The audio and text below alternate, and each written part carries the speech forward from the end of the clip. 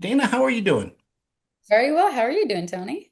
I'm great. I get to talk with you and about this creepy film. Wow. That's definitely a word for it. 100%. Do you enjoy scary films? Yes and no. It depends who I'm with.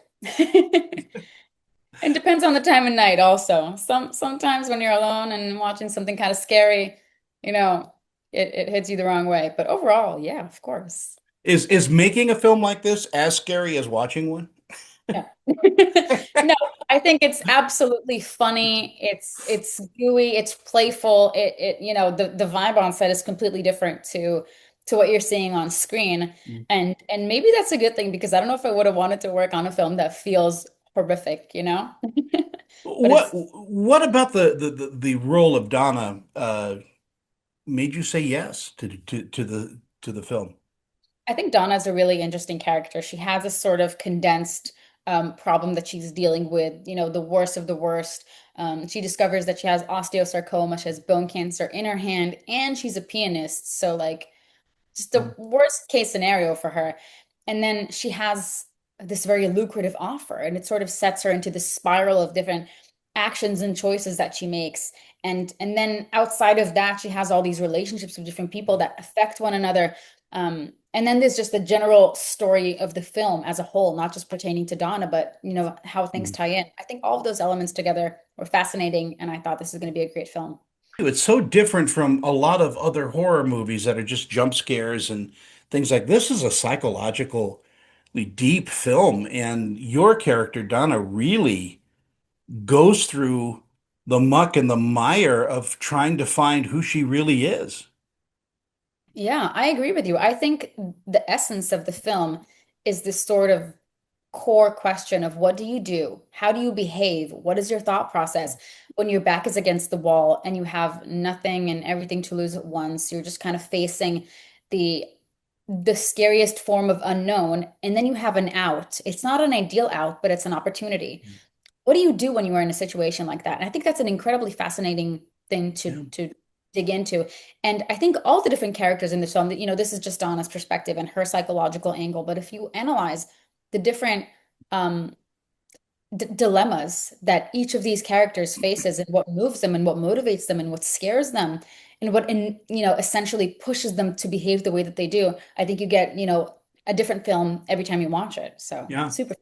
Your character is immersed in music.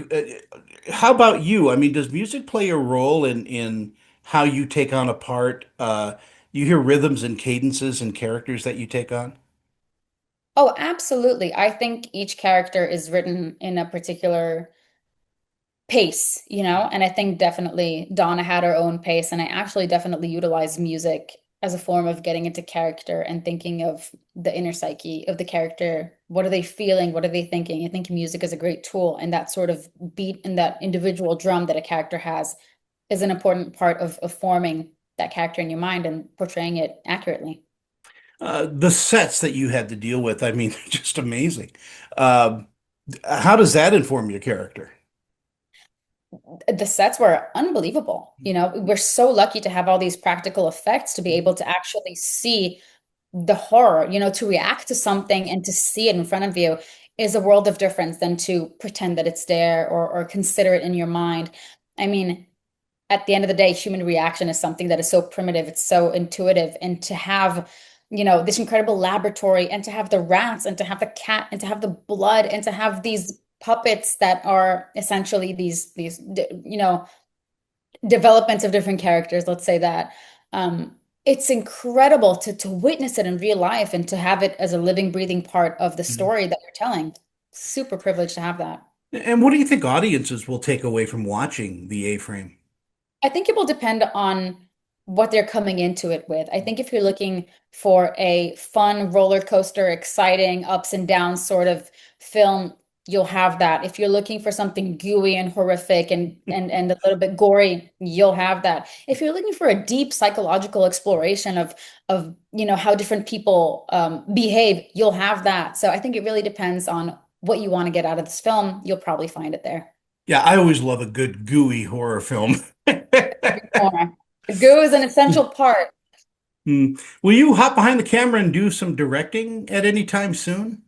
I don't know yet. Perhaps I'll do some writing. I think that's what I'm looking forward to and excited about. And as we go, I mean, man, you're a terrific actor. I mean, does that come naturally? Were you trained?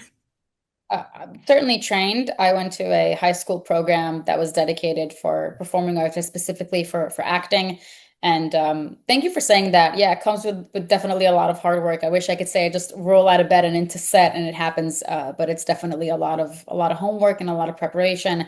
I have an incredible coach named Jody Markel who Mhm. guides me in many of my roles, and I think it's a lot about doing your homework and coming in prepared. A lot of people think that it's an easy thing to do to take on, the mask of someone else, and it isn't. Right. Especially, in this case specifically, you have Donna who is dealing with sensitive subject matter that is objectively sensitive. I think we all know a person who has undergone or currently undergoing cancer. And it's not something that as an actor you want to treat lightly or you want to just kind of, assume that you know what you're doing. And I think definitely in this case, I had a lot of research going into it. I spoke with a lot of former cancer patients about their experience, about what they go through emotionally, about the way that their perception of the world changes and their perception of other people, and even behaviors that don't seem logical to an outside perspective to a person who's undergoing it. That's what they feel. Because I really wanted to do justice to the character and I wanted to do justice to the situation. I wanted it to feel as authentic and respectful as it could have been. That was definitely a challenge in this particular film, and a lot of thought went into that part. Dana, you are just, as we say here in Utah, a hoot to talk Oh, to. thank you. And Likewise. wow, I'm just blown away by your performance. And congratulations on this and Bang Bang and everything else you've done. Thank you so much. Thank you. I appreciate that. And you talked with my best friend today, Jeff Howard from Las Vegas. I don't know if you remember him, Of but course, yeah. he wrote me right after. He goes, "I got a big crush on her." So, Thank you. Thank so you. That's so sweet of stay you to away say. from Vegas because. Thank you No, so much. And again, I appreciate your time. And wow, I can't wait to see what you do next. thank you so much. I appreciate you taking the time. You take care. Thank you. You as well.